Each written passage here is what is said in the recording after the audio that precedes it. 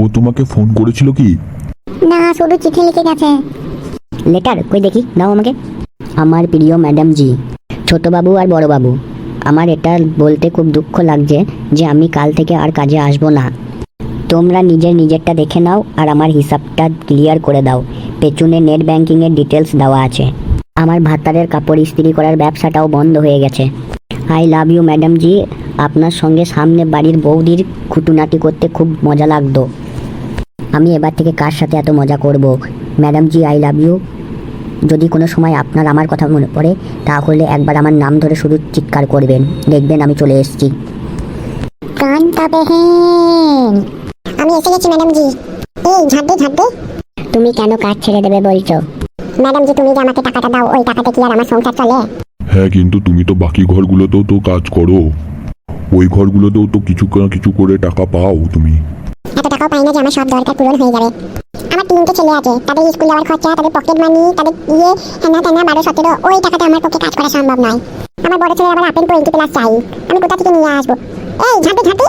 দেখো কান্তাবেন, তোমার পেমেন্টটা বাড়িয়ে দেওয়া এখন একটু চাপের হয়ে যাবে, সম্ভব নয় এটা। এরকম কেন করছো বড় বাবু? একটুখানি বাড়িয়ে দিলে কি হবে?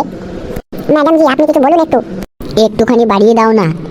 আরে আর কত বাড়াবো? 5,000 টাকা মাসে অনেকটা টাকা। ওইটা 10,000 করে দিন না বড় বাবু। 10,000?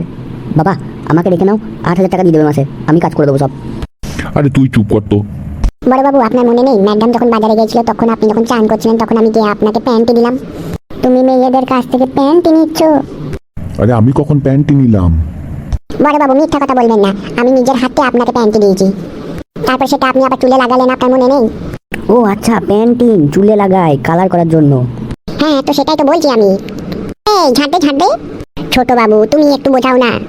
আরে আন্টি, আমি কি বলবো এইসব বিষয়ে? এটা কি বলছো ছোট বাবু? আমি তোমার জন্য কত কষ্ট করেছি জানো? আমি প্রতিদিন সকালে যখন তোমার রুমে ঝাঁট দিতে যেতাম, তখন প্রতিদিন মেঝেতে আমার ঝাঁটাটা লেগে যেত।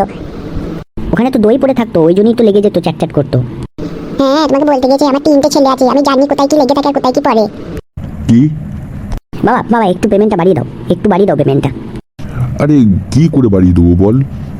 এটা কি বলছো বড় বাবু? সেদিনকে যখন আমি মাথা ঘুরে পড়ে গেলাম, তখন তো আমাকে ধরে আপনি বেডরুমে নিয়ে গেলেন, নিয়ে ওখানে গিয়ে বসিয়ে ভালো করে চা বিস্কুট জল সব কিছু খাওয়ালেন, তারপর আমাকে সুস্থ করলেন।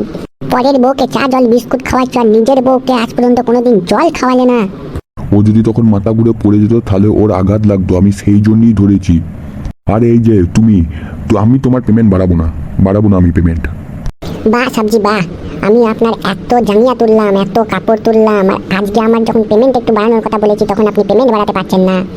হে ভগবান, এই কথাটা শোনার আগে আমি মরে কেন গেলাম না? আরে ও ছাদ থেকে কাপড় জাঙ্গিয়া তোলার কথা বলছে, অন্য কোনো বিষয়ের বলে নাই। আর এই যে তুমি কেন আমার ঘরের মধ্যে ঝগড়া লাগিয়ে দিচ্ছ? ছোট বাবু, তুমি একটু বোঝাও না। সরি আন্টি, সরি, এইসব বিষয়ে আমি কিছু বলতে পারবো না, সরি।